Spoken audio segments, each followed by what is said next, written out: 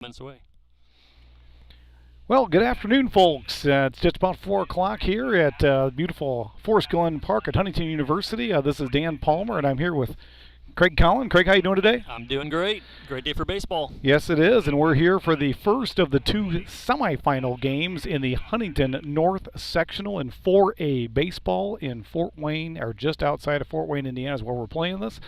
Teams around the area are the ones that compete in this. We got a lot of Fort Wayne teams that compete in this, plus Huntington North, plus Columbia City. Yep.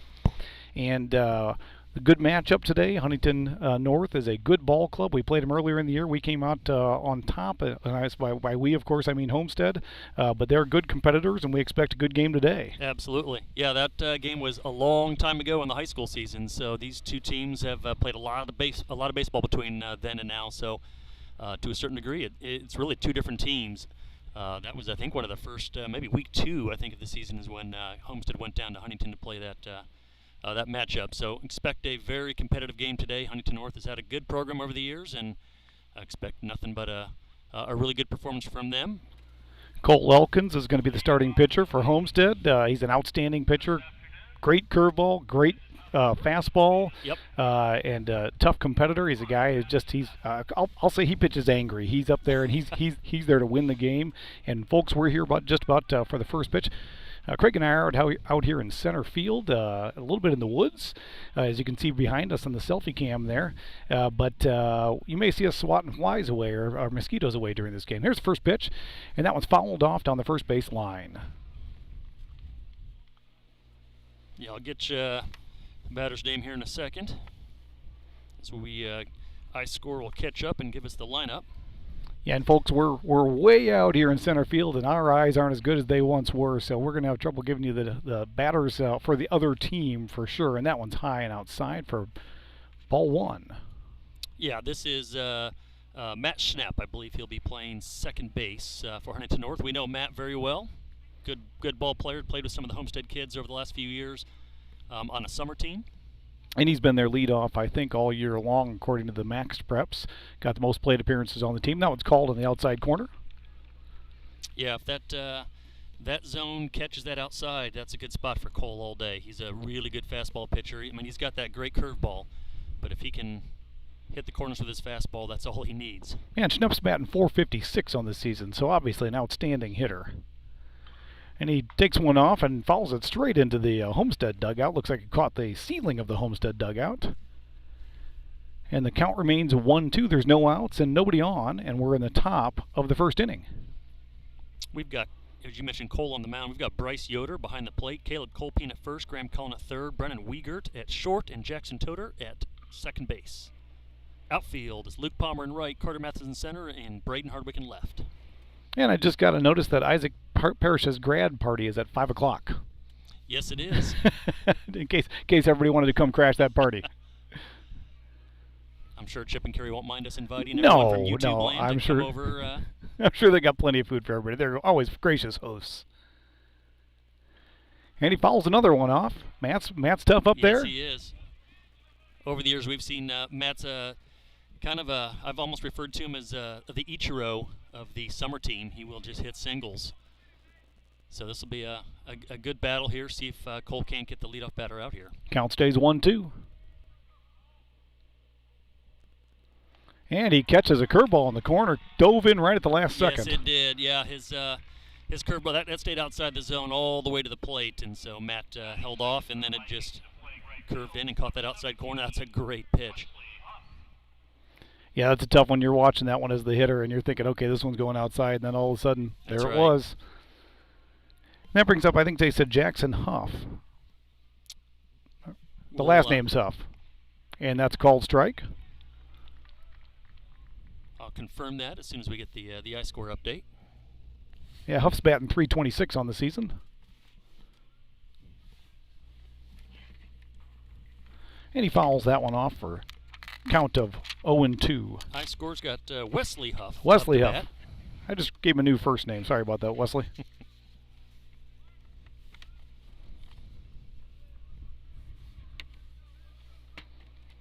And here's the 0-2 pitch. That was just a little bit high. 1-2.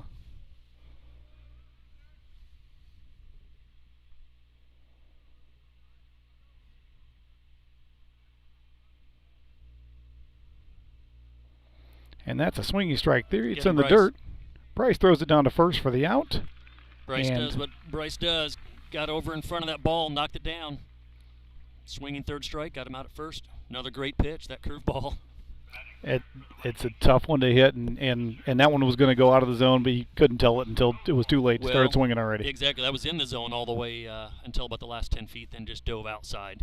Got the runner to bite, or got the hitter to bite on it, and 2 down here in the top of the first.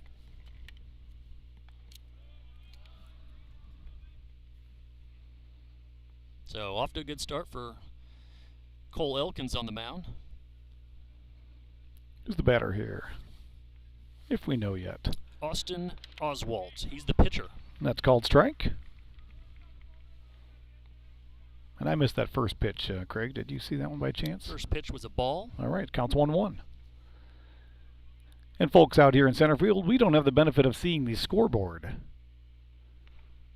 And that one was tight, but looks like he missed just off the edge. Count goes to 2-1. We'll rely on the Homestead scoreboard. Hopefully that matches what's in the field. And that one's fouled off on the third base line. Way out of play. It's a good crowd on hand here, Dan. This grandstand's pretty full. Right field stands, which are off camera, are mostly full. Lots of folks sitting on the right field line, or the left field line, excuse me.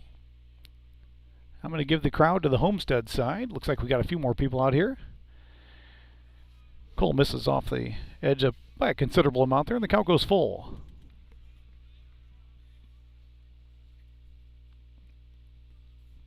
Oswald's batting .378 on the season. So their first 3 hitters all have respectable batting averages and are obviously good hitters. And that one's in the dirt, and a man's aboard. Oh, or did he swing? No, I think he was just taking off there to see if he can get 2 in case that ball went all the way to the wall there. So that's ball 4 and a man aboard. There's 2 outs. Looks like there's going to be a courtesy runner for the pitcher. Lucas Thorne is up to bat, the DH. Batting .300 on the season. Hasn't had a lot of plate appearances, though, so he's fairly recent to the spot. He's only had 29 plate appearances on the season. Total of 6 hits. The top of the order, they've got some good batting averages, some good hitters. So Homestead's going to be challenged there for sure with those first 4 or 5 batters.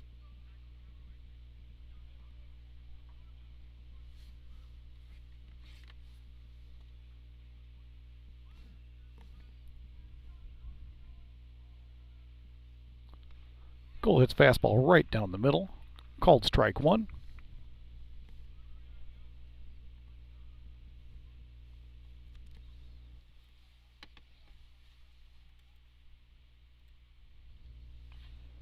Fouls that one off, and the count goes to 0-2. Cole way ahead. Yeah, that was the fastball low in the zone. That's a good spot for Cole just to live with his fastball all game long. A couple batters might get a foul here and there, but Thorne finds not much else. Yeah, Thorne finds himself in a tough position here with an 0-2 with Cole on the mound. Yeah, and with Bryce behind the plate, he can throw that hook and not worry about it getting by the catcher. Just missed on that one? Yeah.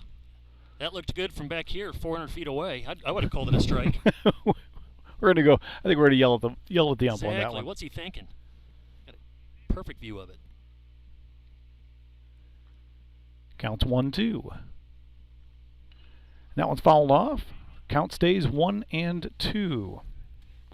Well, there's 4A sectional games, actually all level sectional games going on all over the state. Last night, there were a lot of games that were set that got canceled due to inclement weather and got moved to today. A lot of games today got moved back and today. Missed on that curve, tried to drop it in on the outside. Count goes to 2-2. So there are an absolute ton of ball games going on throughout the state right now. 4 o'clock was really the start time for the day everywhere in the state.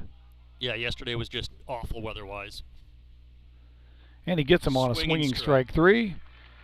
And he abandons the base path. I'm not sure if that one hit the dirt or not, but he abandoned it. And so that's it. That's a good start for Cole. I mean, I know he walked one better. That's okay. He's going to move that ball around a lot. He's going to use that curveball. So I'll take that every inning, Dan. Yeah, that ratio I'll take all day long. 3 strikeouts to 1 walk. You got it. You can't get a batter in if you have 3 strikeouts to 1 walk. It's just not going to work unless you have a lot of pass balls. Yeah, I'd love to see whether Cole can put in a complete game or at least go 5-6 innings. I mean, he's got a great arm, a great fastball, a curveball that's just about unhittable at the high school level. And that's a good start for Homestead to see Cole come on the mound and get 3 out of the first 4 just like that. Now it looks like the number of the gentleman on the pitching mound is 22 from here.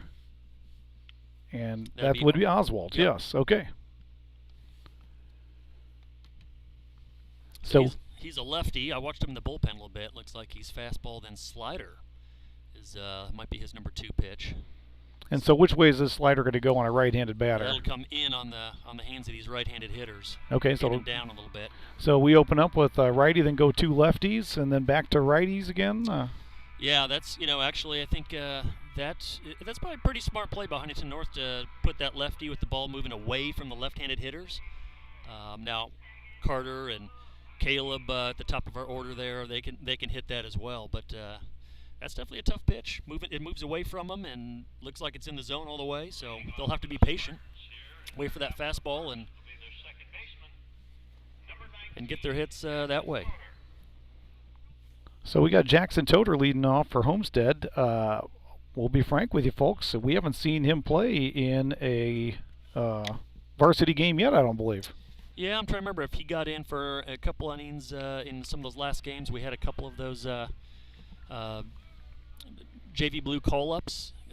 Yeah.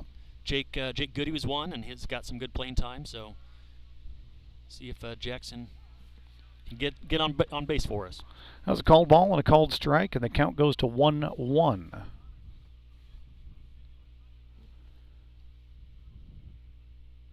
He swings at that one, and the count goes to 1-2. Not sure. We've had a couple of different leadoff hitters throughout the course of the season. Yep. Obviously, Hockmeyer spent the most time there, and Jaden Lepper the second most. And Jaden's been our leadoff hitter and that's a called strike, or a swinging strike 3. It's interesting to see a new leadoff hitter in this game, in a semifinal sectional game. Yeah, it is. That's we're not really sure. That's normally where kind of JP Lepper's been. So we'll have to wait and see, but. We'll move on to Carter here in the 2 spot. See if Carter can't get it going for us. Yeah, so we got 1 out and nobody on, and Carter's a safe bet for getting something going. Looks to me like they got 4 outfielders now. That's an interesting choice. They have moved their third baseman to the outfield, and they are all practically standing on the warning track. Yeah, this. You just don't see this, folks. They have abandoned third base and put 4 outfielders at the warning track. And Carter hits a line drive hot shot straight at the right fielder, bounces once before he gets it, and Carter's aboard with a hit single. And so an interesting strategy, and we're starting to see things that we haven't seen yet this year. In the Leo game... Yeah, sorry, go ahead. Yeah, in the Leo game, we saw the first time where Carter was actively walked a couple of times, and now we're seeing them do a huge... Well, I was going to say they're going to throw the kitchen sink at us this game. They've Homestead's the favorite on paper, lots of good hitters and 4 outfielders, and now maybe a little bit of a shift here for Caleb. Center fielder looks like he's playing in that right center alley, excuse me. Yeah, he did. It does, and we saw that one with Southside. They certainly tried to shift on and moved everybody over, and then what did Caleb do? He hit one right down the left field line. That's right. The right fielder is standing literally about a foot inside of the warning track. And that's 2 over Caleb's head, and that's 2-0. So we got Carter on first. We got Caleb Colpine up to bat. And looks like we've got teams trying to play some strategies against us. But I'm not saying they're wrong. I mean, they're playing a team that on paper they probably figure they have a tough time beating us. And so they're going to play it however they can. And Caleb laces one into left field, and that moves Carter over to second. And we've got 2 aboard and 2 hits. Well, Huntington North would probably actually be okay with 2 singles coming from Matheson and Colpine. Yeah, that's probably what they're they're trying to hold us to. So let's see if Brennan can't put one in the gap here, make him pay and get Carter in. Let's go, Brennan. And they got Brennan. They got the center fielder shifted over to left. Big gap in right center. Carter just steals third, but he's going to be coming back because that was a foul tap.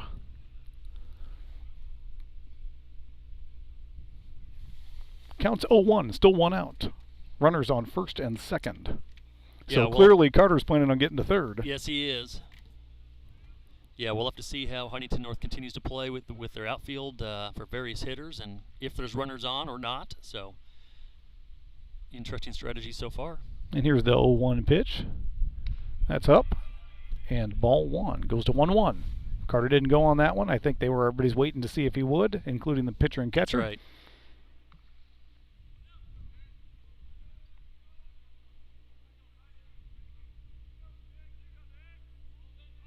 There's a pickoff move back to second. It gets out into center field, and Carter thinks about it, but he holds.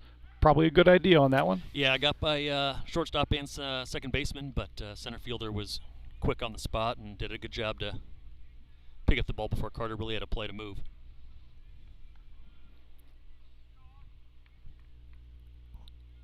So here we go with the 1-1 pitch. They're trying to hold Carter close there to second. Shortstop's really shading over there, but he's moving back now for the pitch. And that's ball two. Count goes to 2-1. Carter's doing a good job of keeping in the pitcher's head here.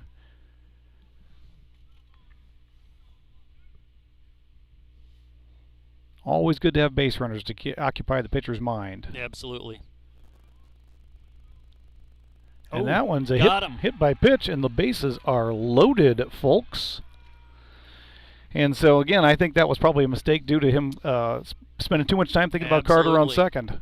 He absolutely was spending a lot of time taking a look back, and the two middle infielders were trying to get the attention of Carter, but Carter wasn't biting, and the pitcher, I think, was bothered by that and threw it way inside and now loaded the bases here. And that brings up Luke Palmer. Luke Palmer, he's been swinging a very heavy bat the last few weeks, so great opportunity here for Homestead. That's a swinging strike one. So we got one out, we got bases loaded, and the count is 0-1. Looks like the center fielder might be shaded over to left just a smidge.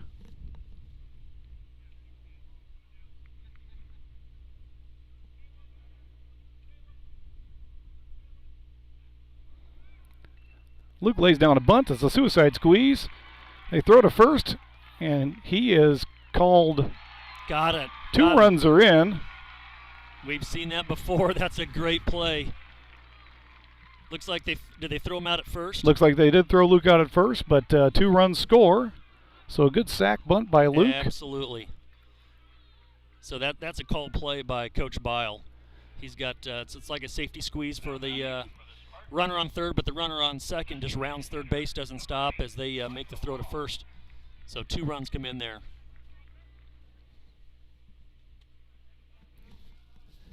And so the score is now 2-0. Michael Long up to bat, 2 outs, and a runner on third. And that's a called strike low. So we still got another scoring opportunity here. Brennan on third base. And that one's ball low. Boy, Brennan's trying to almost bait him into throwing back to third from he took a nice secondary lead and got really far down the base path and did not retreat right away. So I think he's trying to bait that catcher into throwing to third, and he's going to then go home on that throw. And there's laced into left field, and Brennan Wiegert scores. Micah on first, and another hit. Yes, that's and a solid another piece of run. hitting. Absolutely. Score goes to 3-0 on 3 hits. There's 2 outs, 1 on. And Graham Collin up to bat. Yeah, good start for Homestead. Got a few runs on the board. Let's see if they can keep it rolling even with 2 outs.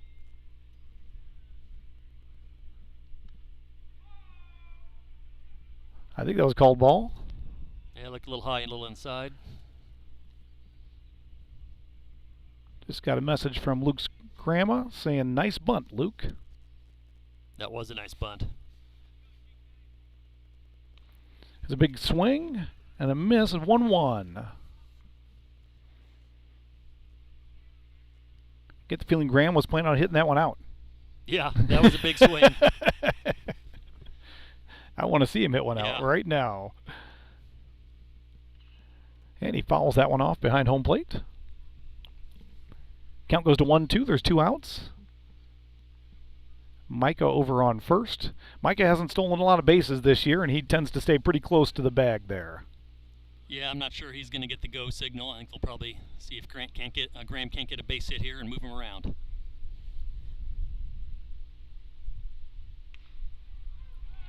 And that one's a called strike 3, and that ends the inning. So after 1, the score is 3-0 Homestead. A great start for Homestead. That was a good start.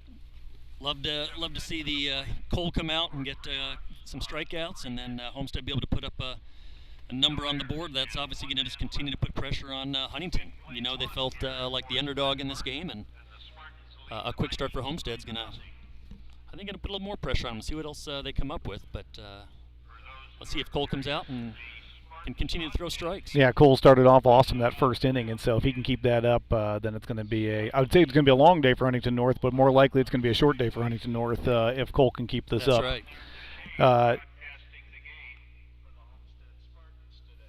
I think they're talking about us over there. Let's wave to the fans out there in case anybody's looking. As you noticed, or you may have noticed, we're running 3 cameras here today. This is a new experiment for us. We have the close-up cam here because we're so far out. We're trying to give you a close-up cam that shows you as good as we can from this distance the pitcher and the hitter. And then I'll flip it, and you can see that when we get base runners, I'm trying to remember to flip it to the wider angle so you can see what's going on the bases. You've already noticed that I've not done that in time before. Yeah, we'll experiment with that since we're still taking applications for a camera operator and a producer.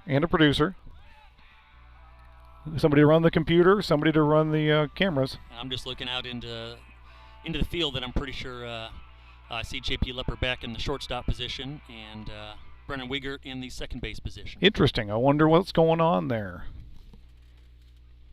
Maybe we'll find out after the game. So Cole Martz is up.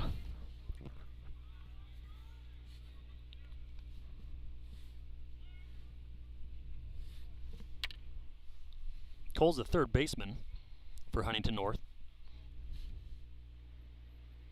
And that one's low in the dirt, and it really gets away. It's over there in the almost in the dugout of Huntington North. And that's ball 1. Yeah, they look like fastball low, just really low. Might have gone off the home plate. Sometimes those skip when they hit off that's what it looked like, the lip of the home plate there.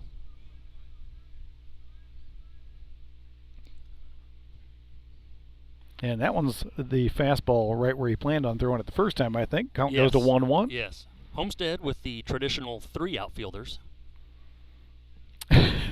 Aren't going to 4 for Martz. Martz is batting 140, so probably don't need 4 outfielders for him. That one's ball. No, that's still quite an interesting play. I mean, I kind of get it for Carter, but most of his big hits are not even in the outfield. They're beyond the outfield. That's correct. And that one's a ball in the dirt. And the count goes to 3-1. Cole looking for a new baseball. That one wasn't behaving.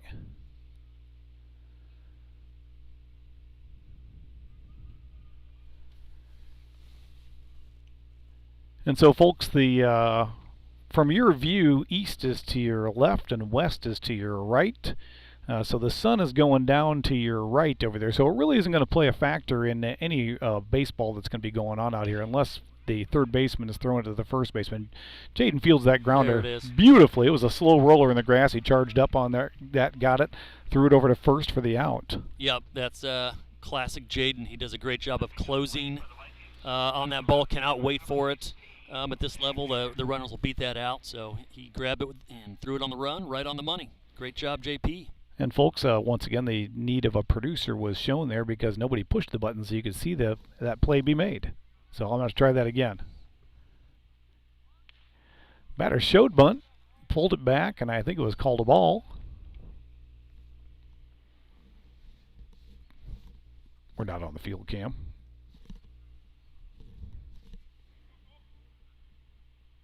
And that's a mighty swing for a strike. 1-1. Nice pitch.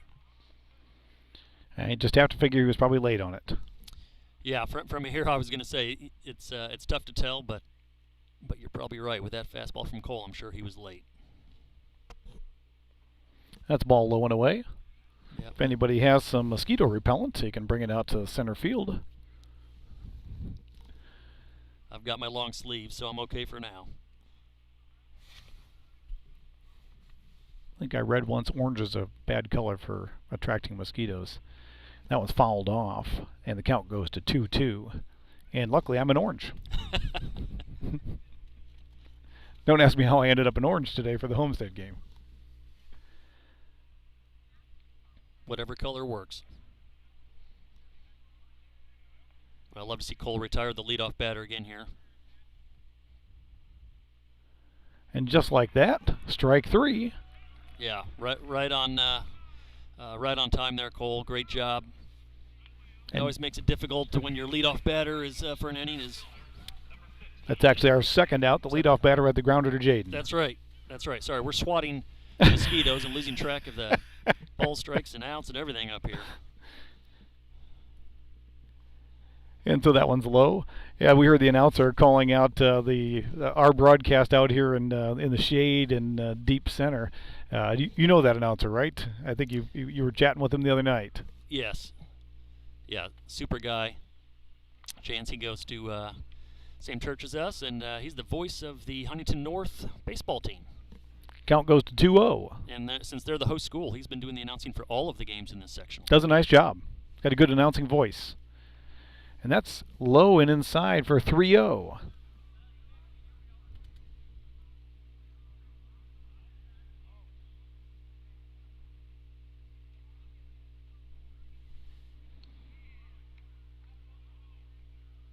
That was a little indecision there. I was waiting for a call. I think everybody was wondering, was it a strike? Was it Yeah. a ball? So that was 4 straight balls, and that's he's following the same pattern on the last one. Retired 2, walked one, and let's see if he can keep up with the pattern and strike this one out. That pattern. Yep, as long as he strikes this guy out, we'll go with that pattern.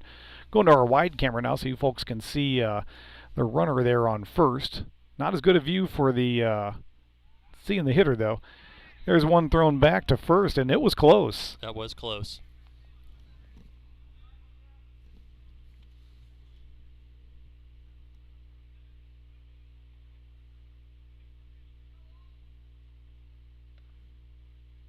And that was a ball a little bit outside. Counts 1-0 to this hitter. There are 2 outs, and there's 1 on. Curious to see if Huntington's how aggressive they are with their base runners today. I don't believe that one misses inside. they didn't have a steal attempt in the first inning with that walk batter. Bryce coming up to talk to Cole for a little bit here. I think maybe they got their signals crossed on that one. The count is 2-0 to this batter. 2 outs. Yeah, I think Bryce is trying to settle him down a little bit. He had 4 balls to the previous batter and walked him, and started off with 2 balls here. So just take a little breather, a little break, let Cole refocus here. And what do you bet he throws a strike right here? And there it was, right down the pipe. Count goes to 2-1. Throw back to Cole, gets away, but nothing hurt there. Nope, Huntington still is not thinking about stealing even with that. That guy didn't even move an inch. There's a big Nice swing. pitch. And the count goes to 2-2 and 2 outs. Yeah, that was low right at the knees, even dropped below the knees on that fastball. Really tough pitch to hit. And he goes for second, but there was a swinging strike 3. Dropped in the dirt, but thrown over to first. And out number 3 is recorded, and the top of the second is complete. So the pattern follows for 2 innings. Strikeout, strikeout, walk, strikeout. I'll take it. All the way to ground out with the first round, but it's still an out. It's still an out. So if we want to do that each inning, Absolutely. I'll take it. Good start for Cole. Really glad to see that. So I think that's just going to keep a lot of pressure on Huntington North. And And now Homestead gets to hit again, so we'll see what they can do. I mean, if we can put up another number here in the second inning, that's just going to make the day really tough for Huntington at that point. But we got to do it, so we'll see. Looks like we're going to have Braden Hardwick leading off this inning, followed by Bryce Yoder, and then back to the top, Jaden Lepper, who is substituted back in to his normal leadoff spot.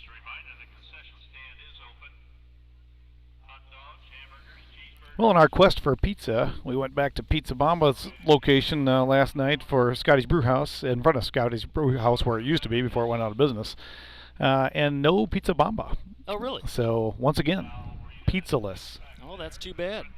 I saw a new food truck up at Lake James, the Tom's Donuts, but it's going to be a gourmet hamburgers right there on the lake. So. Oh, wow.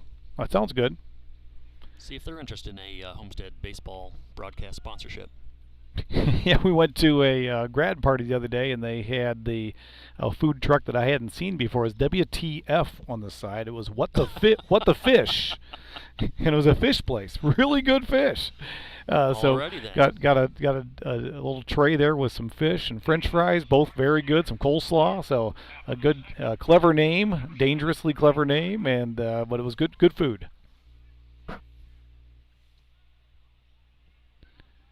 Well, here we go with Homestead. We got Braden Hardwick, and he's been hitting up a storm. And that was curveball, maybe missed outside, or was the slider? That was the slider. That's going to be a pitch that our left-handed batters are just going to have to be really patient on. Don't bite on it early in the count.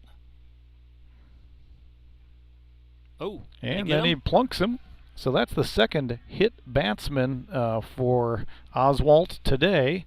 I would really love to see Coach Bile be aggressive here. I mean, a couple of freebies like that. Braden's quick enough. He can be a third base in 2 pitches here. Yep, I think that's going to be the way to do it. Haven't seen this catcher whether or not he's got the arm to make these throws, but we'll find out, I think, in a minute. Well, especially if we catch him throwing that slider, that's a tough pitch to catch and then pop up. Second. That's right. Yep.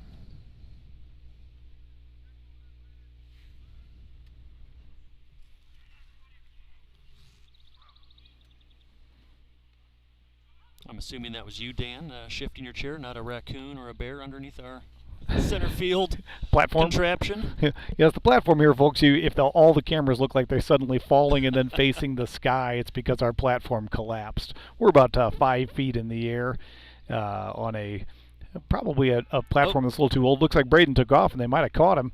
And sure enough, they did. It's unfortunate, losing the base runner there. Yep. It was a freebie that they just were able to get back. Yeah, that was a good move. Lefty pitcher just did the knee lift and stepped towards first. So Braden was still on pitch 1, which I like that. You just got to make sure that they're actually throwing a pitch.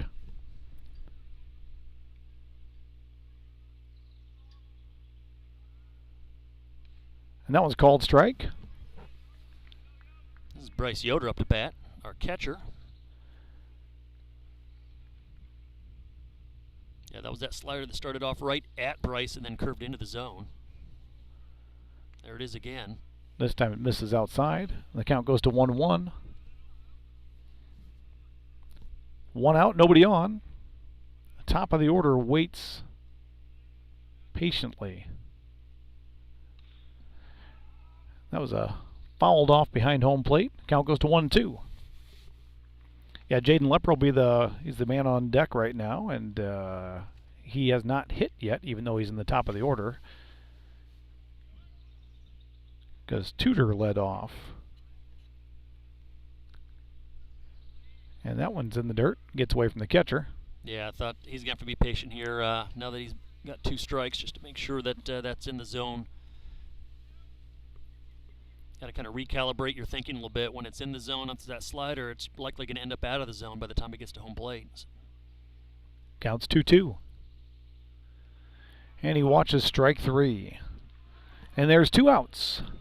Yeah, I think he was looking for the slider and came back with the fastball. So that was a good pitch. So the inning started off promising with Braden getting plunked and getting on base with no outs, and all of a sudden we got 2 outs and nobody on, but we're at the top of the order. And how many 2-out rallies have we seen this team That's right. have this season?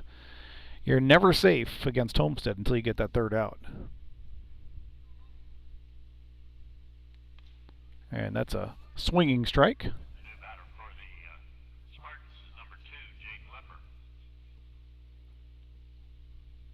Yeah, and so this is Jaden's first time seeing this pitcher.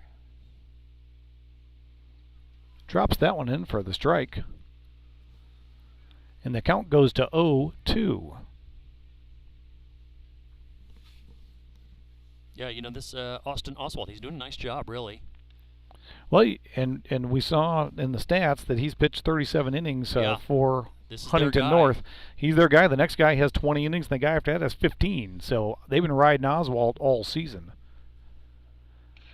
And Jaden Lepper hits a nice line drive to left field, and he's aboard with a single. Yeah, that was actually a mistake by Oswald. He left that curveball, or the slider, left it up a little bit with 2 strikes, and Jaden made him pay for it. Great job, great piece of hitting there. So we got Carter Matheson up, and they haven't moved a 4th outfielder out here, and it looks like they're repositioning their guys. I think they feel a little uncomfortable having with the base runner this time. A base runner and nobody on third. What could go wrong? So Carter up to bat. 2 outs and 1 on. Carter holds on that one, and it's a ball. Looks like that one stayed up. Yeah, it'll be interesting to see if Carter gets any fastballs, or if he's just going to look at only at that that slurve, that curveball slider, just moves to the right like a slider. And they've got these guys shifted way towards right field, knowing Carter's mostly a pull hitter. And I think that the pitcher is trying to keep those balls on the outside. Well, if he does that, he's not actually playing to a pull. Where his fielders are. No, that's an interesting dilemma. Oop, there's that slider, drops it in for a strike, and the count goes to 2-1.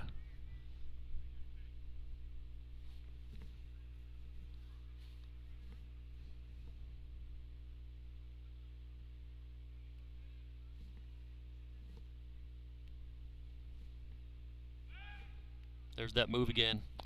Back to first. Yeah, that's a pretty good move. He just lifting the knee and stepping towards first with his head still at home, so it does look like a pitch is being delivered. So our runners are going to have to really be alert for that. We see the Columbia City team arriving for their game after ours. He tries to drop that slider in again and misses inside, and the count goes to 3-1. Yeah, I'd still be surprised if he throws a fastball to Carter here, even though he's behind 3-1.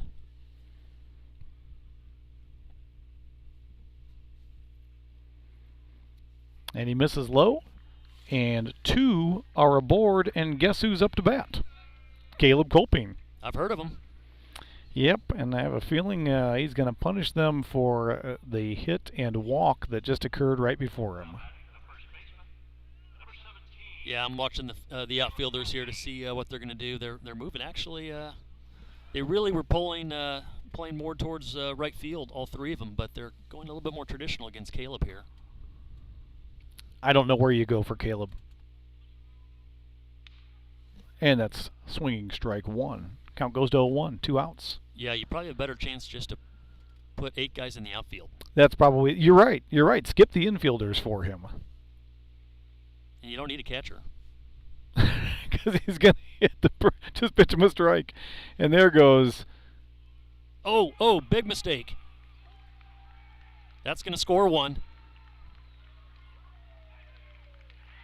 So Jaden takes off for third. They're way late on it. They go for a throw, miss, and so Jaden took off. Jaden scores. He left at least. The pitcher never delivered the ball, and Jaden just took off, and the pitcher stepped off like he should have, but it was an overthrow to third base, and we scored on that. Can you zoom out a little bit there so we can catch Carter on third there? So we got a run on the board now. Count, I think, is still 0-1. I'm not quite sure. iScore's got 0-1. That's probably 0-2 now. That curveball or that slurve or that slider. I think we'll just call it a slider. Definitely moves to the right. So 0-2, 2 outs. Run on the board. Carter Matheson standing on third. Caleb Kolping up to bat. Tries to throw that fastball on the outside. Misses. Count goes to 1-2. So another big spot here with a runner on third base, scoring opportunity for Homestead. See what Caleb can do. Fouls that one off, spoils that. The count stays 1-2. Yeah, the pitcher has to be careful not to make a mistake right now and throw a pitch that his catcher can't catch. Yeah, and that slider moving away is definitely a pitch the catcher has to be aware of. Know that it's coming, know that it's going to be off the plate, otherwise that will get away. Yeah, it looks like Caleb's really hugging the plate. Caleb hits one There we off go. the handle, but it is a hit past the second baseman. Run scores, and this train is rolling. Yeah, so that's the second run in now with 2 outs. Yep. Homestead up now 5-0. Caleb on first. Brennan Wiegert up to bat. Brennan's been a fantastic hitter all season long. Takes a hack at the first one, fouls it way off behind home plate.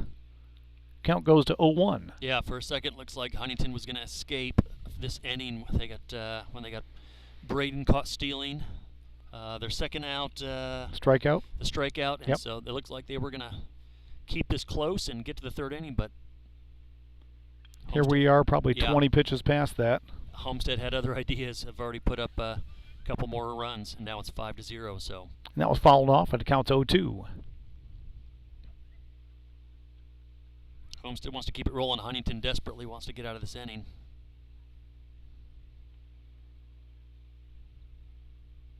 And there's that move back to first. Yeah, it's subtle, but it's you just got to watch for it. Caleb wasn't biting, though.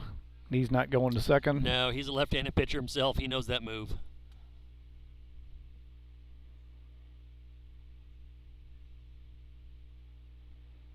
There's the pitch. Wiegert hits it to the third baseman. He fields it, throws it over to first in time for out number 3. But the damage is done. That's right. Yeah, that's a great job by Homestead with 2 outs to be able to get a couple runs around. We got a walk, we got a couple hits, and an error, throwing error by Huntington North to score that 1 run. So, yeah, another good inning for Homestead. Yeah, so the score goes to 5-0 after 2 complete innings.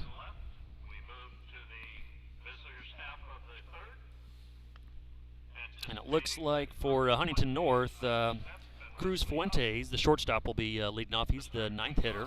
And then back to the top, Matthew Schnepp and then Wesley Huff. Who was the 6th hitter for Jackson Eckert, the left fielder. Cam McCarver was 7th. McCarver? And then Doyle, Lawson Doyle, the first baseman. Oh, is the Doyle 8th hitter. rules. And who's 9? 9 is Cruz Fuentes, Fuentes. the shortstop. So we've had a total of 2 base runners for Huntington North so far, and both of them got on by walk. Yep, that's right. Yeah, Cole is a very difficult pitcher to hit. So usually, like we said, his pattern, giving away 1 walk an inning, we'll take that because he's just hard to hit. So as long as he keeps that to about 1 walk an inning, that's a really good spot for Huntington, or excuse me, for Homestead, and a really tough spot for Huntington if they can only get 1 on per inning with a walk.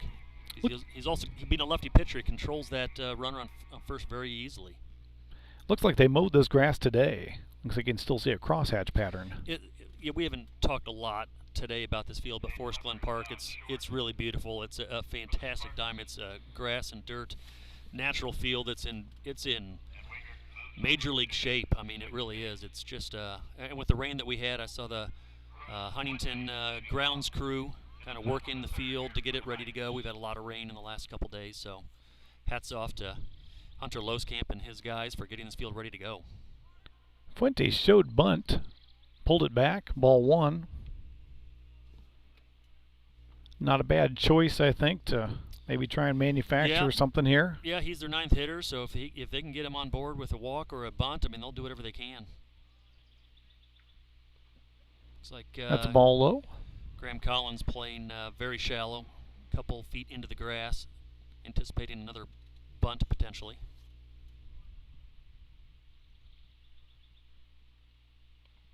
That one's called strike. Goes to 2-1. I think he was actually stepping out of the box when that ball came in.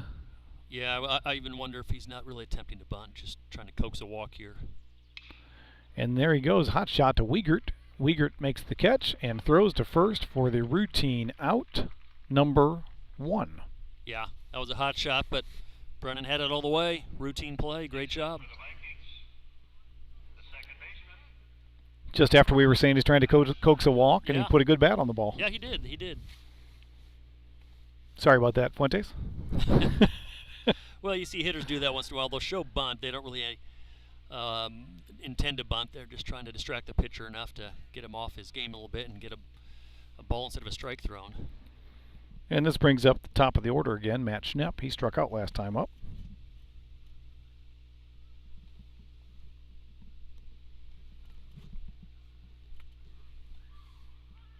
Strike. Called strike, takes the count to 1-1.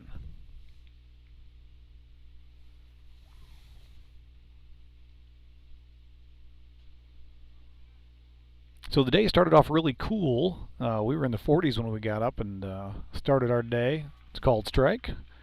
Goes to 1-2, and I think the high today was predicted to be about 62. It's 63 right now, so they were pretty close on that prediction, and I think we're supposed to stay at this temperature through our game times, which is very nice weather. You can't complain about this. Not at all. Great day for baseball. He swings at that one, and that is strike 3, and that's the second strikeout for Schnepp today. Yeah, his curveball's really working well. Had 2 of those 3 strikes were curveballs. Just hitting right at the bottom of the zone. Might have probably been even below the zone a little bit. Hitter didn't have a chance. Yep, and that gives us 2 outs and brings up Huff, who also struck out his last at bat. He shows bunt. Actually tries to take a little jab at it, but he was also heading towards first during the jab. I'm not sure he had a chance to actually put a bat on that ball. Yeah, that's like what do they call that in softball? Those drag bunts where the girls are halfway to first by the time their bat hits the ball. And that one's a beauty of a curveball that just drops right in for strike 2. If Cole's commanding his curveball, Huntington's in trouble. And here comes the 0-2 pitch.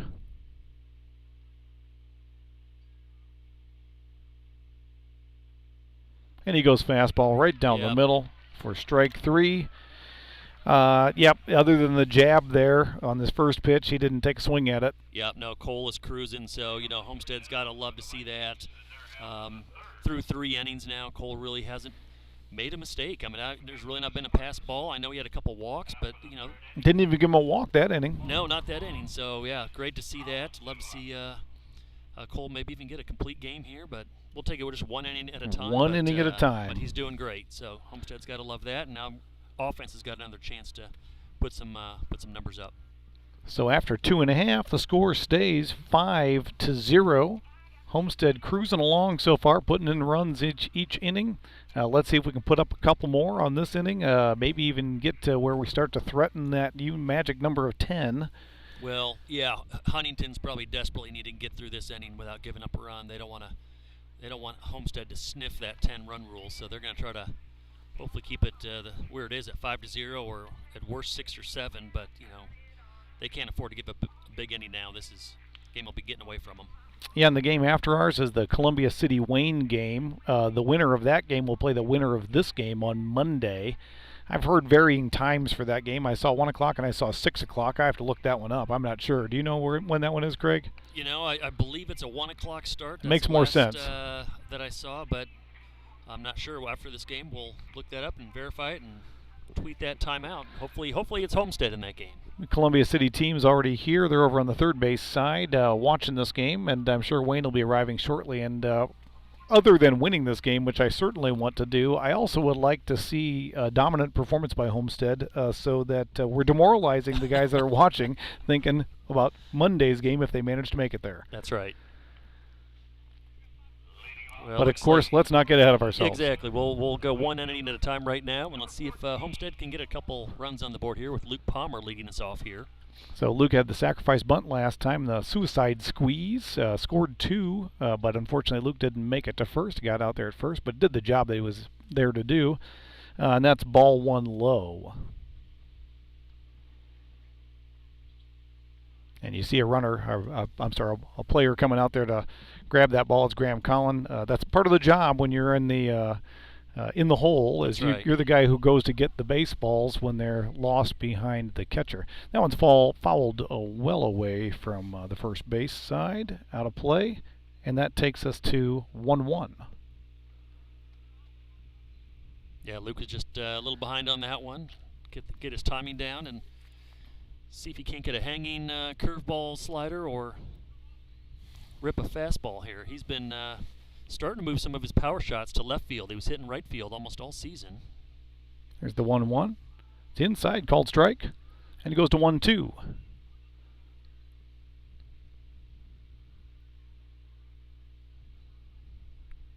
So nobody on, no outs. The 1-2 pitch. And that one's well outside. Yeah, I think he was trying to start it outside so the batter didn't even think about swinging and tried to get it to curve back into the zone, but didn't move that much. Count goes 2-2. And that one's outside, and the count is full. Yeah, good patience here by Luke. Battle back to full count here, so might have something to hit this time. Base hit, ball 4. Anyway on. And that one misses outside. Yeah, he tried it again, tried to start it way outside and tried to curve it back into the zone and just did not curve in far enough. We'll take the walk. Luke Palmer, who is, I believe, leading Homestead in stolen bases. I'd love to see him move around, but he's going to have to watch that lefty move. So. Yeah, he got caught by one of those maybe a game or two ago. Was that Leo? I can't remember which one. He got caught by a lefty pitcher with that move, and so he's going to have to respect it. But he saw Braden, saw it happen there once. I'm sure the first base coach said something to him when he arrived at first. Hey, watch this guy. Make sure he's throwing the pitch before you take off.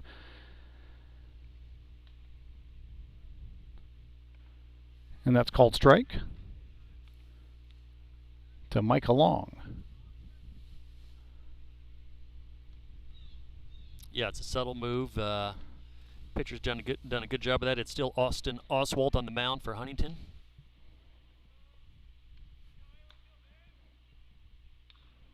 And Micah fouls that one off. The count goes to 0-2. Luke definitely being careful over there on first. Yes, I'd still like to see him get sent here. You might have to wait that extra split second to make sure Oswald's going home with his move, but I'd still like to see Luke get to second. And there's a ground ball right between first and second. Luke's on second. Now he's going to third. The right fielder's picking the ball up. Michael holds at first. Luke is at third. Yeah. And that was a great piece of hitting. C&I single there. Got right between the second baseman and first baseman. Ground ball. So good job, Mike, with 0-2. Got the bat on the ball, put it in play, and good things happen. And so there are no outs and runners on first and third, and Graham calling up. Yeah, another scoring opportunity here for Homestead. Runners at the corner. Homestead's been aggressive with this before, but with the lefty pitcher, I don't know. We might be. Graham skies one. It's hard to tell from here whether or not this is in play, but it looks like it might be. It is, and for some reason. Well, it's foul. It's not in play. Not in play. It's sorry. in the field. Yeah. Yeah, the first baseman ran 20 feet behind it. Yeah, he lost it. I think he turned the wrong way and might have looked back into the sun a little bit. That sun is potentially an issue for first baseman, second baseman, right field now. I said that it wouldn't be a problem for anybody but the first baseman and getting a throw from third, or if he went to the left of, that's fouled off, the left of a skied foul ball, he might have looked right up into the sun. That's on that right. one. That's right. Yeah, the count's 0-2. Yeah, Graham's falling behind here, so let's see if he can't find a way, kind of like Mike did, at least get the ball in play and get a run scored here. Put it in play and good things will happen.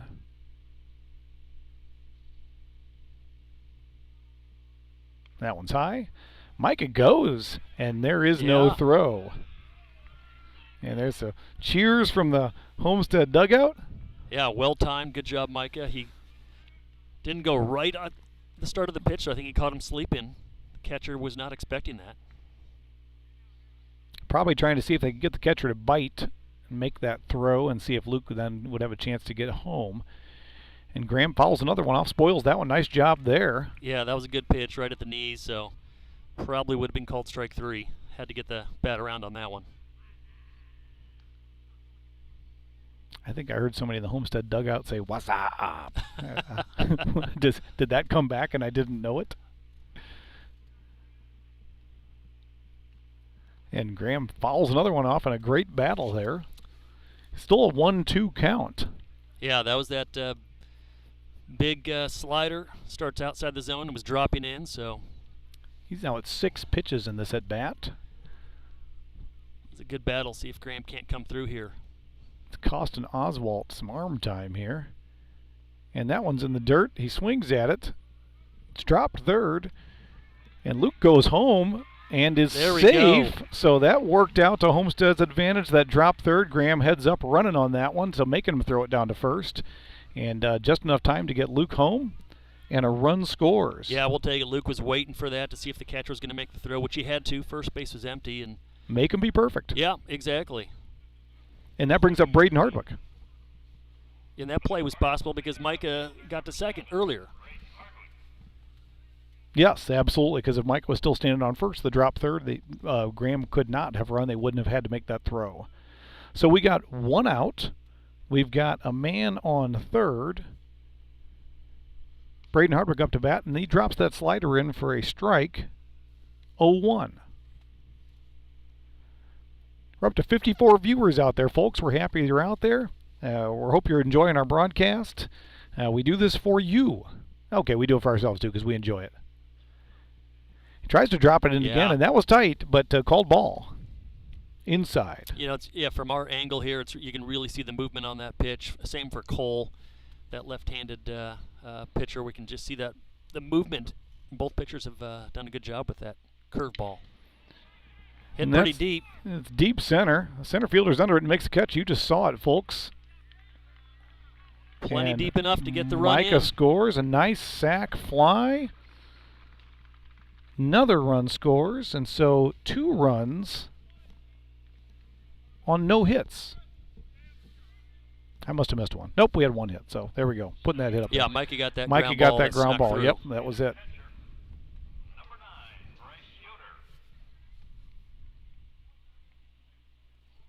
Well, Homestead's doing what they need to do and just find a way to score a run or 2 each inning, and just getting further and further away from Huntington. I missed that one. What was it? That was a ball. Counts 2-0.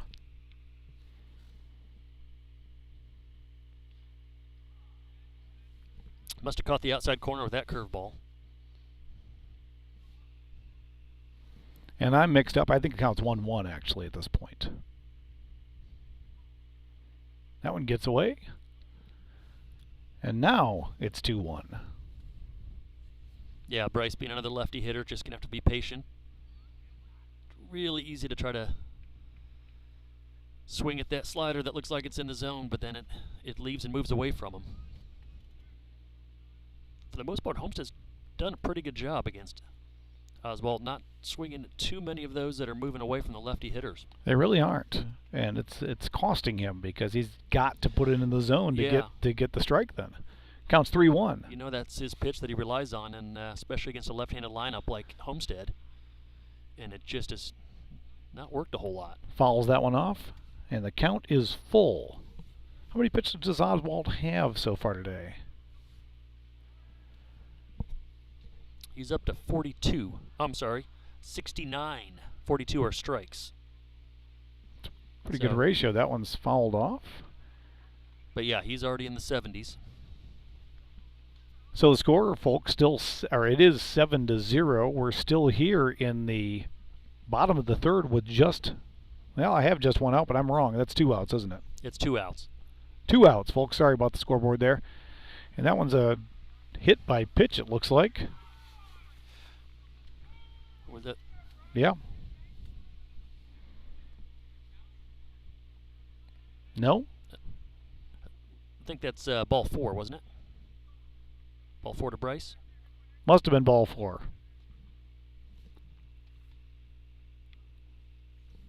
Sorry, folks, these old eyes don't quite tell the tale of what's going on down there sometimes. It's like calling the game from the Wrigley bleachers. It really is. We're dead center field, 400 feet away. And so Homestead's back to the top of the order. Pinch runner came in for Yoder. I believe it's Bryce Snyder. He's got the arm sleeve on. That's the telltale sign. He's got his orange one on today.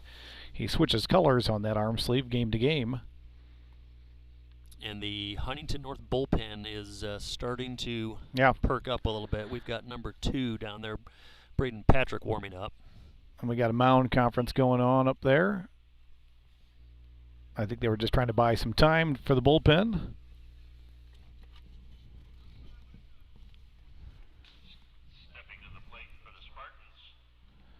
And number 2, I believe, is their catcher. So that's an interesting, you don't see too many catchers that also pitch, but that's who's warming up in the bullpen right now. So we got Bryce Snyder on first. You can see him over there. Jaden Lepper up to bat. And there's that move back to first. This one was, I'll call it half-hearted, just keeping him honest. They must have made a substitution with catcher that iScore hasn't caught up with yet.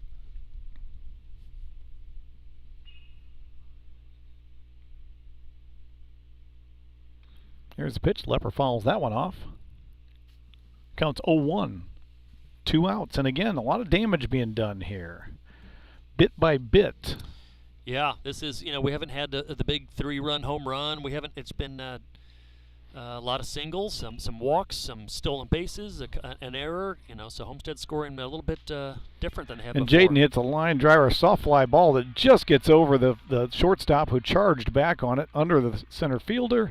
And Jaden is aboard with yet another hit. That's 2 hits for him today. Yeah, Bryce did get held up in third there, but good single right up the middle. So runners on the corners, and Carter Matheson is up. No 4 outfielders for this one. No, runners at the corners, so that infield's got to stay put. But the Huntington outfield is going deep and shifting towards right field. So 2 outs, 2 on. Carter Matheson up to bat. Here's the pitch. Oh. And they plunked him with the first pitch, and the bases are loaded for Caleb Colpine. And I have a feeling Caleb's going to make him pay. Yeah, let's see what if the Huntington coaches leave Oswald on the mound. I don't see him making a move, so I think they're going to leave him in there. Yeah, I heard a little chirping there from the Homestead dugout. I think they were a little unhappy with that. That first pitch was pretty much dead center of Carter's back. It wasn't a glancing blow. No, it was not. And here's Caleb Colpine with the bases loaded. Takes the first swing and miss. Count goes to 0-1.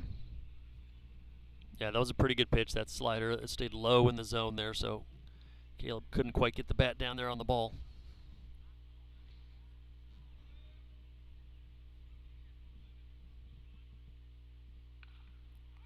That one's fouled off. Looks like it might even hit Caleb.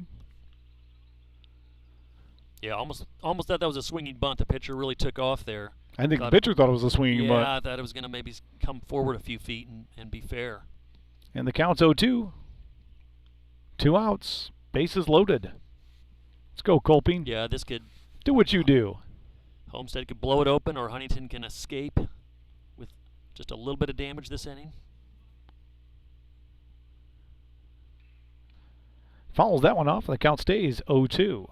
Yeah, came back with a fastball there after a couple of sliders. So trying to slow him down and speed him up, but Caleb thankfully spoiled that one.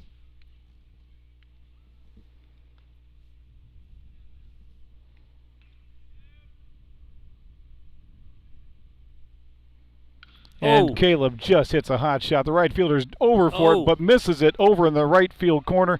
There's 1 run score, and number 2 is coming in, and number 3 is coming in. Got it. All 3 of them. Caleb Colpine with a double, putting cleared the bases. Yep, base clearing double.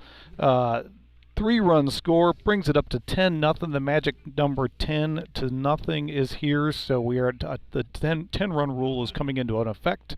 If 5 innings end with Homestead having a lead by 10 or more runs, the game is over with after 5 rather than 7. The right Yeah, and just to go back, Dan, real quick, because I know it's off camera, the right fielder was on full run, and I wasn't sure if he was going to get to that ball or not. It was a line drive hit probably about 10, 15 feet inside the foul pole, and probably the right fielder missed it by, I mean, he leaned, he didn't dive, but probably by a foot. So that was close. Yeah, he looked like he thought he had a chance. Looks like we might be getting a new pitcher here.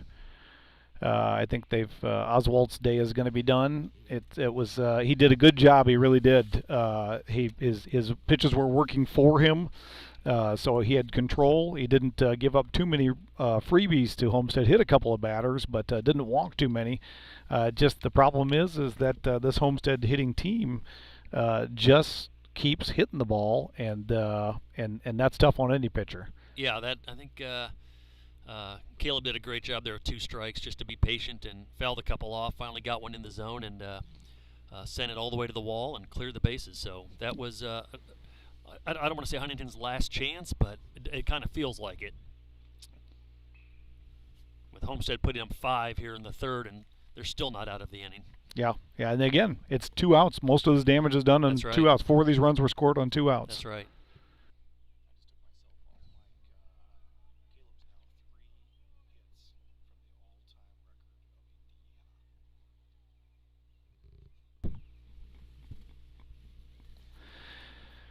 Yeah, folks, Caleb went 4 for 4 in our last game, and he's now 3 for 3 here tonight. I mean, unbelievable. You can't get any hotter than that unless you're going to go 4 for 3. Right.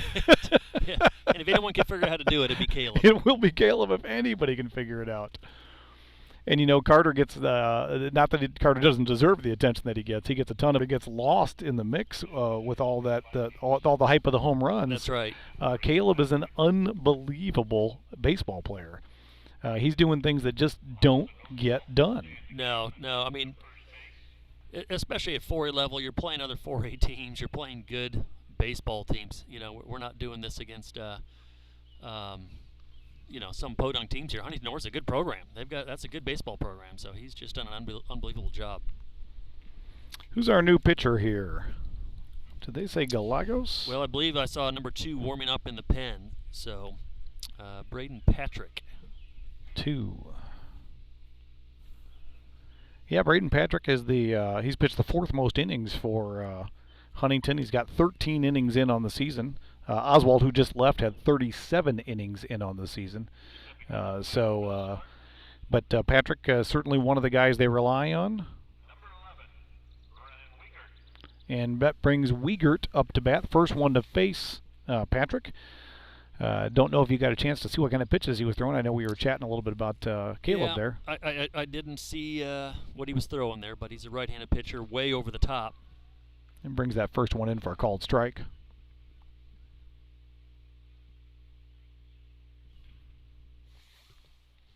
Still have a runner in scoring position here, so let's see if Brian can keep it rolling. Get Caleb in here.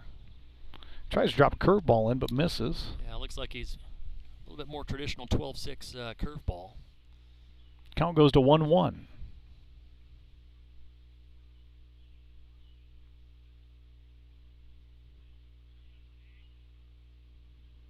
Misses that one outside. Count goes to 2-1. Sure, it's going to take him a little bit to settle in. Yeah, really, it's really over the top a release. So the Homestead hitters are just going to have to get used to a much different delivery.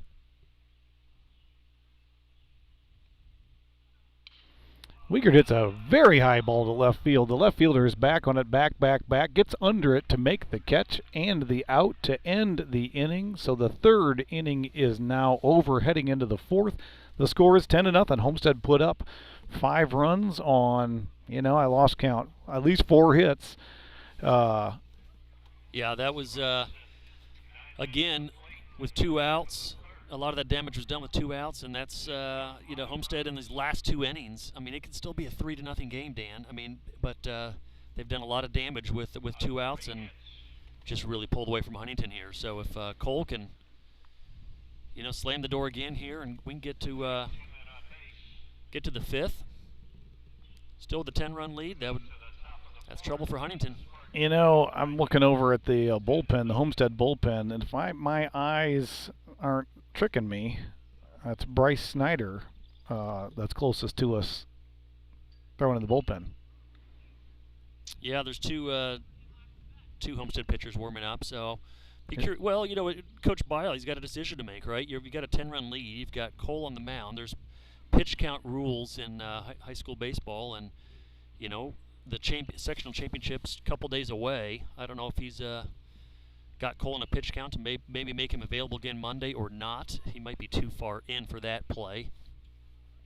Yeah, he's had three pretty efficient innings, but you're right, it's only 48 hours away, so it's hard to say whether or not he could still be available.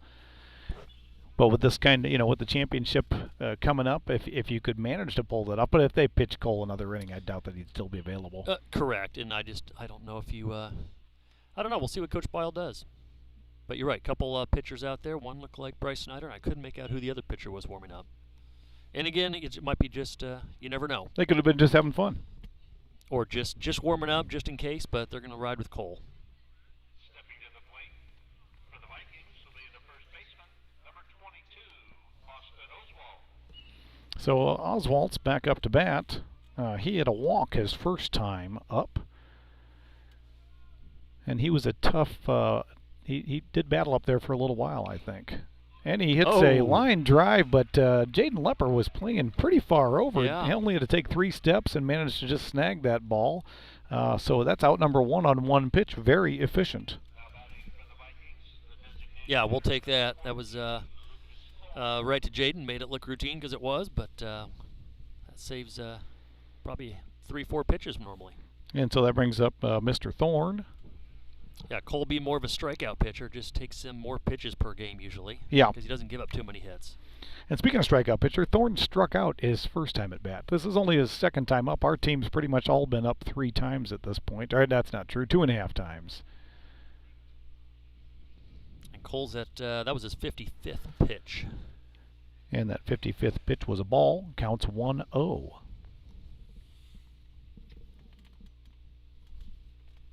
Take that back, counts 1-1.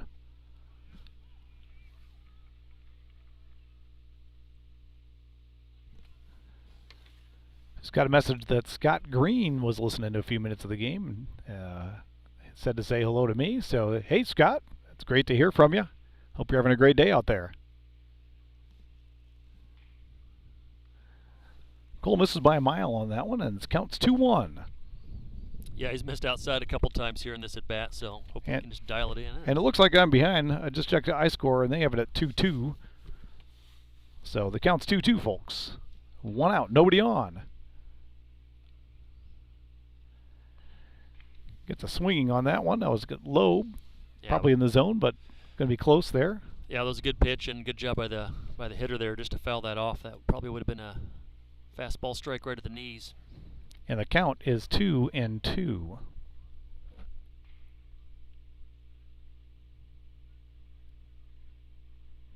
Got him. And he gets him swinging on that one. It's in the dirt, so we're going to have to make the play at first. We do. Drop third strike and the out. And we are at 2 outs.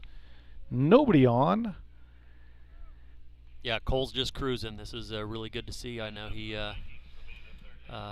has done this for Homestead a few times this year, and when he's on like this, he's probably making this infielders and outfielders a little bored. Last time up, I believe Martz grounded out to Jaden Lepper.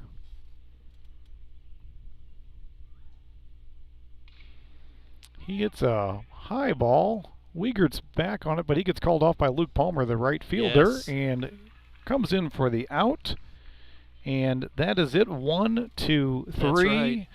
So we've had 4 batters in the first inning, 4 batters in the second inning, 3 batters in the third inning, and 3 batters in the fourth inning for Huntington North. And that was a really good call off by Luke Palmer. Brennan would have probably got it, but he was having to backtrack. He was trying to find it in the sun, so glad to see Luke took that play over and got the routine out there. Made it look routine. It was not. And folks, if you had a good producer here running this computer, you might even have seen that play.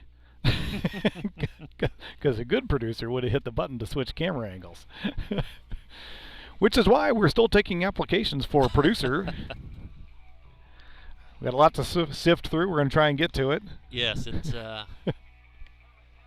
it's a lot going on, but overall, I think hopefully the viewers are pleased, even though it's a center field camera this time and a little bit different. We had to make room for the Huntington radio team up there in the booth, so we'll. Oh, I'm just watching an overthrow into the Homestead dugout. You folks might have seen that second baseman. Or no, it was the second baseman making a throw over on Matthew Schnepp, throwing at some of his former teammates. Threw it about 4 feet over the head of the first baseman right into the dugout. About cleared the dugout. Matt's just keeping everybody on their toes over there. And I think everybody's watching him a little more closely now when he's doing his warm-up throws. Schnepp, a good kid. Yeah, I learned that very early on in coaching youth baseball. When you're the first base coach, don't stand out there too early, as the other team is making their throws to first with grounders.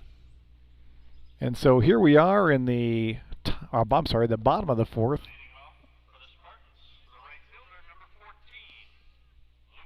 Luke Palmer, and if I'm not mistaken, he led off in the third inning. So we went through 9 hitters that last inning. Right. And that one's a called strike. We'll see if we can't get a couple of base runners and another run or two and just extend this lead a little bit and let Cole come out and finish it in the 5th. So counts 0-1. We're in the bottom of the 4th. No outs, nobody on. Luke takes a swing at that one, misses, and the count goes to 0-2. Luke likes to give his mom a heart attack by going to 0-2 as often as he can. Just more exciting that way.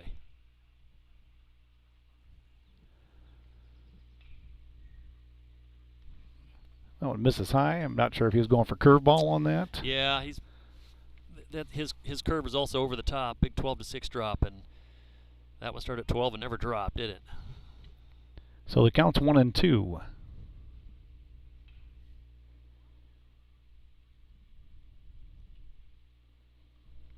And that one's outside for ball 2. 2-2. Catcher tried to frame that a little bit, didn't he? He's trying his best. Give him credit. It's part of the job. And he misses outside on that one. All of a sudden the count's full. I think Luke started 0-2 and battled to full on the last time. I think you might be right. And then he drew the walk in the end. It's one of Oswald's few walks. And Luke's guys one to center. The center fielder's calling it. He's going to be underneath it. And he makes the catch for the out. And there is one down. Well, pretty good battle there. Luke missed it, just got under it just a little bit. See if Micah can't get on base here. See those wheels again? He stole a base last time around. He did. And that's ball outside. He really does come over the top on all his pitches, doesn't he? Well, yeah, it's a huge shoulder tilt, and his head's so far to the left, he keeps losing his hat on every pitch. And that one's looks like it must have been a little bit high. From here, it looked like a pretty good pitch. Need a clip. Clip that hat to his hair.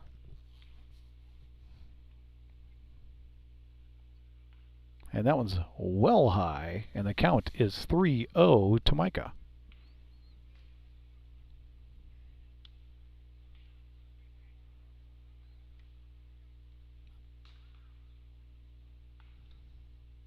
And that one's in the dirt for 4 straight balls, yeah. And Micah is aboard. Nothing to hit there. That was high, high, high, and then in the dirt.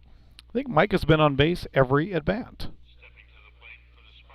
Well, he's a good hitter, and he's knows the zone, so he's not going to swing it too much. That's going to get him in trouble, so good job, Micah. And looks like Bryce Snyder comes in as a courtesy runner.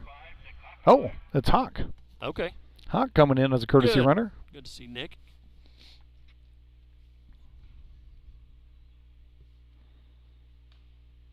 Hoping to see if Nick couldn't get back in the lineup, swing that bat again, but it not quite ready. And Graham Collin up to bat. Man on first, 1 out. That one's in the dirt, but Hawk does not go. It looks like the catcher caught that one just on the hop. That's ball 1. I either hear a dog barking or I hear some baseball players barking like a dog. Not sure which. Yeah, right-handed pitcher. Oh, I was about to say, wonder if we're going to get a little bit more aggressive trying to steal. I know we've already got the 10-run lead, but love to get the 11th run, a little bit of insurance there. Yeah, this very well could be the That was close. final at-bats for Homestead. And a couple of insurance runs would certainly make that more likely to be the case. What do you think? They can let Cole go ahead and finish this one? I think I would. I think I would too. I'm pretty sure he's past the point of being able to. That's ball high. You know, there's a pitch count rest combination rule in high school baseball in Indiana, and I can't imagine he's at a number that would allow him to pitch against Monday. So I would let him finish. But we'll see what Coach Bile decides to do. Hawk taking a bigger lead this time. And that is 3-0 to Collin. Yeah, that's at least 7 balls in a row here.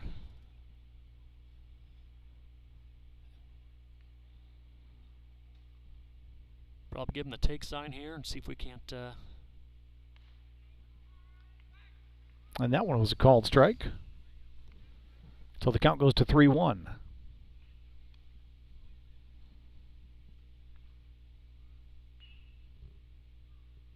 Let's go, Graham. Bring Bryce around. Exactly. Move him around here. And he watches ball 4, and 2 are aboard. And this pitcher now has walked the last 2 batters. He had to 0-2 to Luke and took it to full before retiring him with a fly out. And then in the past 2 hitters, he's thrown 1 strike. Yeah, he He started off okay with 2 strikes. and it seems like most of his misses are high, so and I'm no expert, but that tilt he's got and that over the top, it's and that one's in the dirt to Hardwick. So maybe he's overcompensating, but he's not really missing left and right, he's missing high and low. So the count's 1-0. We still got 1 out, and we got 2 aboard on first and second. Hawk trying to get in the head of the pitcher there, moving back and forth. And there's a called strike. Certainly not the one Braden would want to swing at for the first strike. It was on the outside there, so probably a good idea to lay off of that one.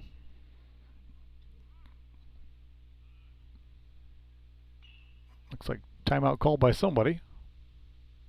Yeah, I think Nick Hackemeyer, I think he was just tying his shoe there on second base. And so here we go, the 1-1 pitch. And that one's a called strike, and the count goes to 1-2. So sometimes you come in behind 2 guys that got walked. Yeah, you're not expecting too many strikes to be thrown. Yeah, so your mindset changes. Exactly. So Braden will get aggressive here, though, I'm sure of it.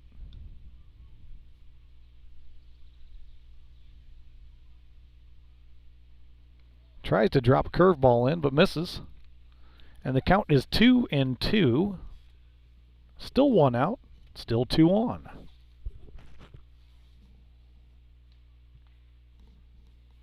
See if Braden can't put it in play and move the runners over here. And that one's in the dirt, gets by the catcher, and the runners advance to second and third. Nick aggressively rounds third there, hoping that there's something going on. But the count is full. 1 out, 2 on, now on second and third. Got 2 quick guys on the bases. So if another one gets away from him, even if it's a walk, I wouldn't be surprised if we see somebody score.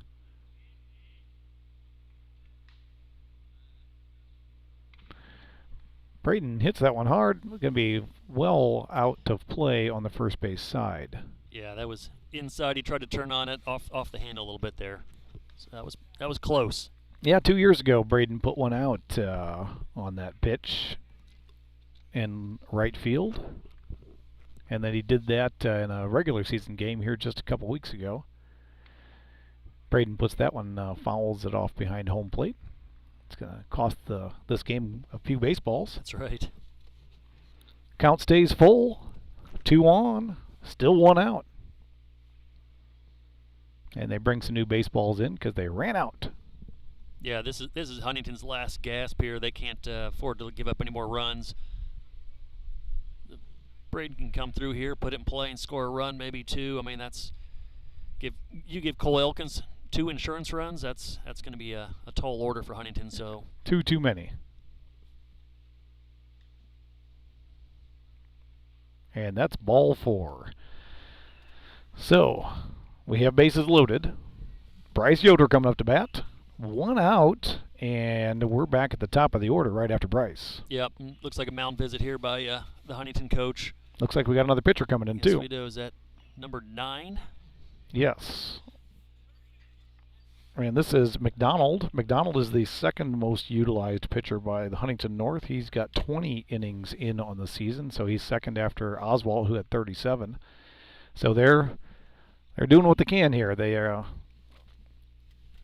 know that this is probably the game right here. If they let a run score in the next 2 outs. I mean, their only chance is to get out of this inning somehow unscathed, and then put a 3 or 4 spot up and they do that 3 times. Just have to put 1 up to survive. Well, I mean, right, but to win the game, I mean, their only chance is to come out of here with a 0 and then find a way to put up 3 to 4 every inning for the next 3 innings. Yeah, and they haven't had a 0 yet on the board against Homestead's hitters. It's 3 runs in the first, 2 runs in the second, 5 runs in the third, and here we are with bases loaded, 1 out. It's looking tough for Huntington to get out of this. McDonald has 25 strikeouts on the season and 24 walks, so he's about 1-1 on his strikeout walk ratio. Yep. Left-handed pitcher, and which isn't a bad idea with so many lefties in our lineup. And they've gone lefty, righty, lefty, so keeping the hitters trying to keep them a little bit off balance. And I don't know how much of that is matchup versus just putting their best pitchers out there. That's a good point. Regardless of lefty, righty, I think have we seen all 3 of their top 3 pitchers in terms of innings this year? Yeah, 3 out of the top 4. The only one we haven't seen yet is Johnson, number 4. He had 15 innings in compared to Patrick, who just left the mound, who had 13 innings in before this. And I'm not sure Patrick has a complete inning here. He's got 1 out. Yeah. So, well, they're throwing whatever they can at us, and Homestead done a good job and had a couple big hits, but also just a lot of scrappiness. Some walks, not being patient at the plate, take what they give us. Take advantage of an error or 2 for a couple of runs scored off of throwing errors and a couple timely hits to score a couple. And it's been relentless every inning. Homestead's put a ton of pressure on Huntington's pitching and defense. And Bryce Yoder up to bat now, facing this new pitcher, McDonald. Got bases loaded and 1 out. And he brings in the first pitch for a strike, called 0-1.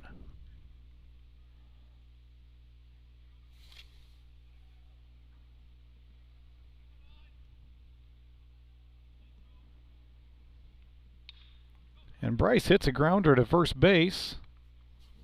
They throw it into home to get the out, the force out at home. Yep, chop grounder, so they made the right play and went to home to get the force out, prevented a run from scoring, so that's about the best outcome you could hope for Huntington. Yep, and now they've got 2 outs on the board, so they've got a chance to survive this without any run scoring if they can get this next out.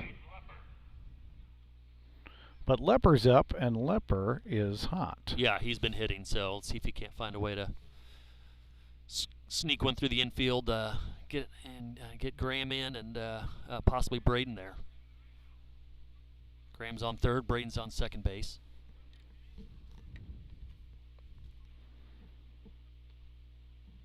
So we got 2 outs, bases still loaded, and that's ball high.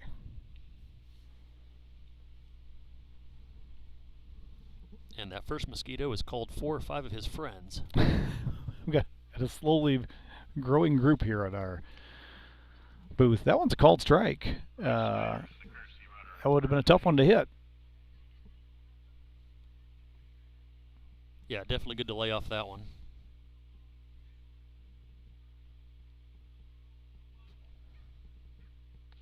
And that's a swing and a miss. 1-2 with 2 outs. Let's go, Jaden. Yeah, well, scoring a run here isn't absolutely necessary, but it'd be kind of nice. So let's see if we can't put that ball in play. See what happens. He holds on that one. Good idea. It's ball high, and it's 2-2. I know he was tempted on that one, given that he had 2 strikes.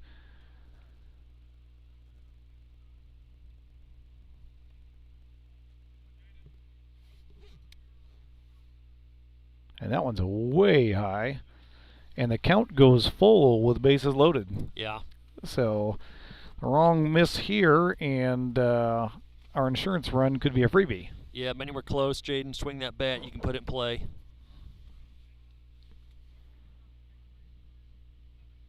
And that one misses in the dirt, and a run scores. And there is our insurance run. There it is.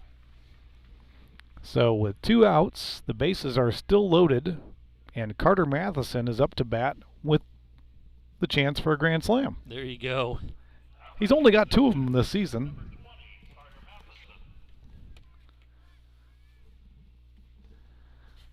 This would be an opportune moment for number 3, I think. Yeah, it'd be icing on the cake. We've got 11-0 here. That one's called strike. I was actually looking down at my producer's board here, so I don't know if it was a called strike or a swinging strike. It was called strike. Called strike. So the count's 0-1, 2 outs, bases loaded. And Carter holds on that one, and it's a ball, 1-1.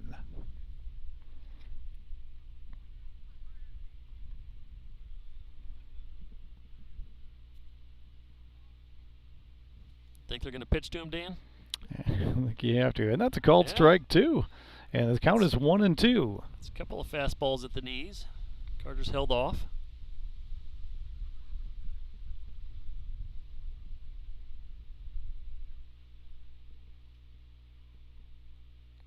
Nice line drive here. I'll score a couple.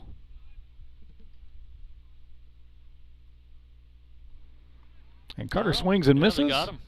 And the inning is over. But again, the damage was done. The insurance run comes in on the walk. That's right. And we are at 11-0 after 4 complete innings. The 10-run rule is in effect. If Homestead can keep the Huntington North from scoring 2 runs this top half of the inning, the game's over. And Cole made that strut out to the mound. He's really confident. You can just see it in his body language. He's pitched really well, and he just wants to close this game out. So we'll and he's got an insurance run, like you mentioned. You know, we're talking about the 10-run rule for the 5th inning here. I mean, he's got an 11-run lead with 3 innings to go if you don't count the 10-run rule. So that's a tall task for anybody pitching against Cole Elkins. Yeah, and you hate to get in your mindset, though. I want to end the game right here, because you're right. You should be going up there thinking, I've got the comfort of this huge lead. That's right, with 3 innings to go. Yeah, so the chances of the other team coming back are very low at this point. Not impossible, but very low. And so if you can go with the mindset that I'm just going to be relaxed and keep pitching my good game versus I got to hold them to 2 runs That's now. Right. That's right. You can make it an easier job for yourself. But I know those thoughts go through your mind when you look at the scoreboard and you think, yeah, I want to finish this thing right now. And we've seen Cole. Sometimes you can see it when he gets down to that last out, where maybe he's throwing a little harder and a little overthrow sometimes, and bounces a couple in because he's trying to bring it in at 97 miles an hour. That's right. Yeah, exactly. Well, one batter at a time, one pitch at a time. Looks like we've got Jackson Eckert, the left fielder, up to bat here for Huntington. What Eckert do his last plate appearance? I'll tell you in about 5 minutes. when it catches up? That's right. I'm predicting it was a strikeout or a walk.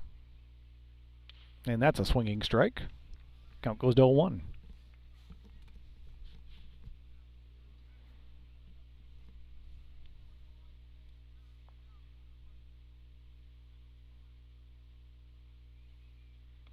And the count goes to 0-2. Not sure what Eckert's plan is here. He had a strikeout his first at bat. There we go. And I think that might be his plan right now. Cole goes for that outside corner, misses, and it's 1-2.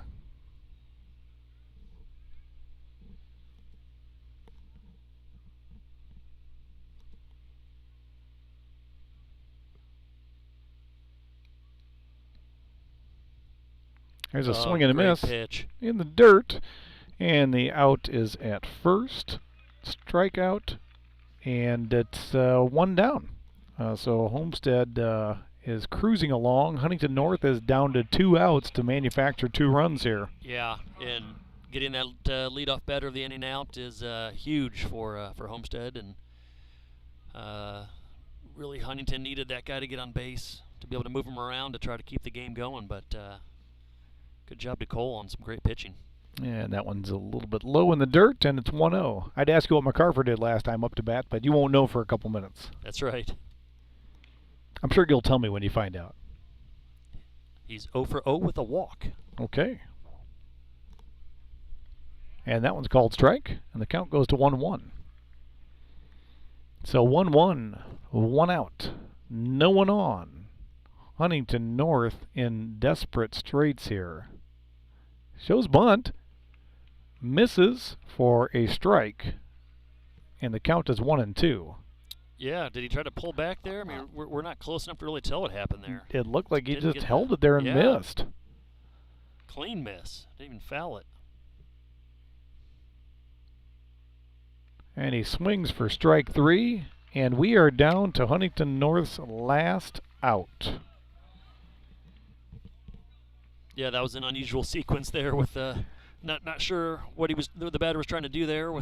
Yeah, he watched. Was really trying to bunt or watched the first strike, showed bunt for the second strike, and missed. And then yeah, give him credit, he went down swinging.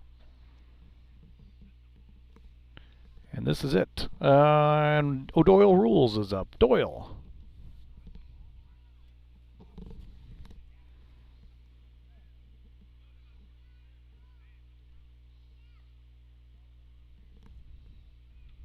High score's got Nicholas Johnson coming to the plate. So a substitution? Maybe we had a substitution. I heard somebody just call out Palmer your way last time. That's called strike. Well, we had that shallow right field hit that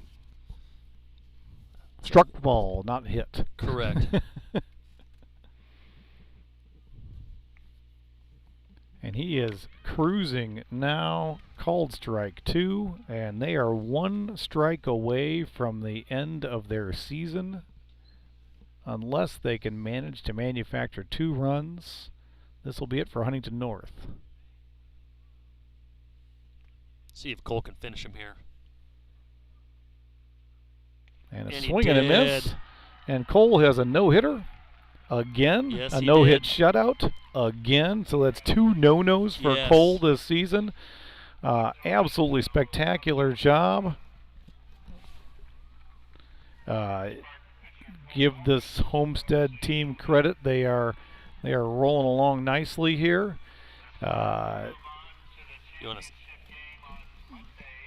They've made the championship game now. That's going to be played on Monday. Yeah, 1 p.m. they just announced. So Homestead's in the sectional championship game. They'll await the winner of Wayne and Columbia City, which we have not played either one of those teams. Yep, mystery teams to us. So that'll be interesting. Always a little bit of a mystery, a little unusual to go in facing a team you haven't seen all year. So I'm sure we'll catch a glimpse of them here as we're wrapping up and getting out of the ballpark here. But yeah, great job by Cole Elkins. He was on from inning number 1, and he's had a couple outings this year where he just couldn't find the zone. But when he does, and he's dialed in like that, I mean, he's just at the high school level. It's just very difficult to get anything out of even a walk here and there is all you can hope for. So great job to Cole Elkins, and the defense played clean. There were a couple balls put in play, great job of the defense when they did have an opportunity, and the Homestead Bats. And we probably didn't have a ton of hits. I'll pull the box score up. We had 8 hits. I was going to say, I got 8 on mine. So that's a decent amount of hits, but they also scored in other ways. So that was good just to get base runners, took advantage of opportunities when they had them with a pass ball or an error, and just put a ton of pressure on Huntington North from the very first inning. Yeah, I think Homestead did a great job. It was, like you just said, a clean game, and you like to see that, where just everything was hitting just right. Your pitcher's pitching well, your catcher's doing a great job behind the plate, your fielders doing a good job in making all the plays, no errors, and your hitters are doing a good job of hitting. Absolutely. And the base runners are doing a good job of running bases. We had one guy picked off, but that was, that's because we're aggressive. That's going to happen because you're aggressive. That's right. And every time you get one of those, you learn something from it, and you become a better base runner. You know that lefty, you got to be careful of that lefty move, and make sure that they've actually started that move towards the plate before you take off. That's right. Yeah. No, I don't mind Coach Bile being aggressive there, trying to steal bases, especially with someone like a Braden Hardwick, a Luke Palmer. I mean, there's 4 or 5 different guys on this team that can, Bryce Snyder, that can steal really easily. So, yeah, nothing wrong with that. Yeah. What can you say? Homestead, on paper, was the better team coming in. We knew that, but you got to play these games, and they just never let Huntington in the game at all. Yeah, so that takes Homestead to the championship game for the Huntington North Sectional, which will be Monday at 1 p.m. Homestead has been in the championship game 2 times in the past 2 times this has been run, and they've come away both times, came up short. And so I know these guys, some of them were there for that last one, but I know they're ready for Homestead to take home a sectional championship trophy this year. Absolutely. Yeah, looking forward to that. I know that you're right. These players have not experienced a sectional championship, even though some were on the team 2 years ago. We didn't have the season last year, so I know that's been a goal of this team from the beginning of the season. Looking forward to seeing Monday the game, whoever they play, if they can get that sectional championship. Looking forward to it. And we haven't named the Cooks Delight player of the game yet, but I think it's pretty obvious who it is. You got to give it to Cole, I think. Cole Elkins, yeah, Yep. pitched another no-no, his second one of the year. Curveball was doing amazing things. I don't think anybody hit the curveball all game. I think a couple guys got the bat on the fastball a couple times. So when he can control that curveball and put it in the zone or put it where he wants, he's just an unbelievable pitcher. So great job, Cole Elkins. Yep, absolutely fantastic. And something I don't even know what would have had to have happened for Cole not to get the Cooks Delight player of the game after pitching a no-no tonight. That's so right. Great job by him, and looking forward to his performance. And as Homestead continues its march on in the Indiana High School baseball playoffs. We didn't name a player of the game the other night, but I know that there's one guy, Caleb Colpine, that went 4 for 4 with 3 doubles. Again, it just doesn't happen. Not bad. It was an okay Not night. Most players would like that if they had that spread out over 4 games. That's right. If they That's had right. a double 3 games in a row and then a single in a 4th game, they'd be thrilled. Caleb started the season hot and has gotten hotter. It's not even possible, but he has gotten hotter. After today's performance, he went 3 for 3 today. His batting average is back up over 600, which is just astounding. I think Caleb could stay in the dugout the rest of the season, not even go up for his at bats, and just take automatic outs, and his batting average would still be insane. That's right. Yeah, it's been a lot of fun to watch, and so yeah, we'll see how Caleb and the rest of the team come out on Monday. Big championship game, so hopefully those of you that can't get there, hopefully we'll be able to broadcast again. We'll send some information out. Yep, we will. We will be brought. We've been approved for broadcast, so we will plan to be here. And I doubt that the Huntington North High School radio group is going to be here on Monday. So hopefully we'll be back up into the press box. We're going to storm the broadcast booth and take it back, and maybe have a better angle for you folks for that game. And we're going to try our dual camera setup again to see if we can give you a little better views of the fields at different times, and maybe even maybe your producer here, that's me, will hit the button at the right times so that you get good views when it's when the game's happening in real time. So with that said, I think we're going to call it a night out here. It's again a gorgeous night. This game went pretty quick. It's 5:40, and I think I'm going to try and find a pizza. There you go. All right, well, I'm going to head out of town. There's a little thing going on in Indianapolis tomorrow. Oh! So I'm going to take a break from baseball and going down to the 500. go and watch How many years have you gone to the Indianapolis 500? 31. You've gone 31 in a row, Well, last year they didn't allow fans, so my streak was broken. but you can't count that if they didn't allow you to go.